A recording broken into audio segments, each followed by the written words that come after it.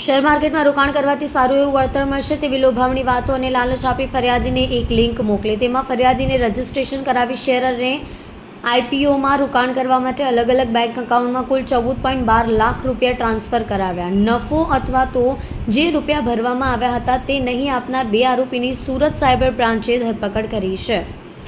Painter અને driver તરીકે ધંધો કરનાર આ આરોપીઓએ સાયબર ફ્રોડની ઘટનાને અંજામ આપ્યો છે.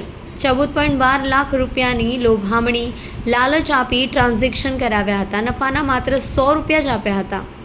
સુરત સાયબર ક્રાઇમ પાસેથી મળતી માહિતી મુજબ તારીખ 31 માર્ચ 2024થી લઈને 30 મે 2024 સુધી અજાણ્યા વોટ્સએપ ગ્રુપમાંથી અલગ અલગ મોબાઈલ નંબરોના ધારકો બેંક એકાઉન્ટના ધારકોને પૂર્વ આયોજિત કાવતરું રચી ફરિયાદીને શેર માર્કેટમાં રોકાણ કરવાથી સારું વળતર મળશે તેવી લોભામણી લાલચ આપવામાં આવી હતી. આ લોભામણી વાતો કરી લોકો અજાણી વેબસાઇટની લિંક ફરિયાદીને મોકલી આપી હતી. તેમાં એલેટ્સફર્ડ નામની એપ્લિકેશનમાં રજિસ્ટ્રેશન કરાવી અલગ અલગ શેરમાં અને આઈપીઓમાં રોકાણ કરાવી ફરિયાદીને અલગ અલગ બેંક એકાઉન્ટમાં કુલ 14,12,000 ટ્રાન્સફર કરાવ્યા હતા. લાખો રૂપિયાના સામે માત્ર 100 રૂપિયા નફો એકાઉન્ટમાં જ્યારે લાખો રૂપિયા જમા કરાવ્યામાં હતા.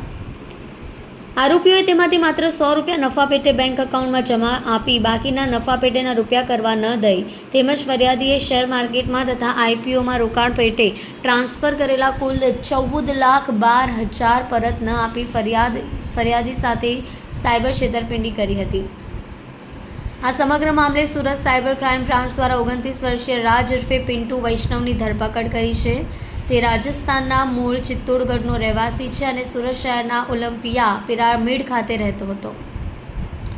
અલગ અલગ બેંક એકાઉન્ટની કીટ વિમલ સેલાની નામના શખ્સ પાસેથી કમિશન ઉપર લઈ આગળ રાજસ્થાન ખાતે વાપરવા આપતો હતો. તેમજ ટેલિગ્રામ વોટ્સએપ ઉપર ચાઇનીઝ વેન્ડર સાથે સંપર્ક કરી તેઓને મોકલાવે ઓટોમેટિક ઓપીડી ફોરવર્ડ નામની એપીકે ફાઇલ પોતાના મોબાઈલ ફોનમાં ઇન્સ્ટોલ કરી બેન્કિંગ ટ્રાન્ઝેક્શન કરતો હતો. સાથે પોતાનું કમિશન આરોપી કમલેશ સાથે સુરત ખાતેથી અલગ અલગ એટીએમ મશીનમાંથી વિડ્રો કરતા હતા.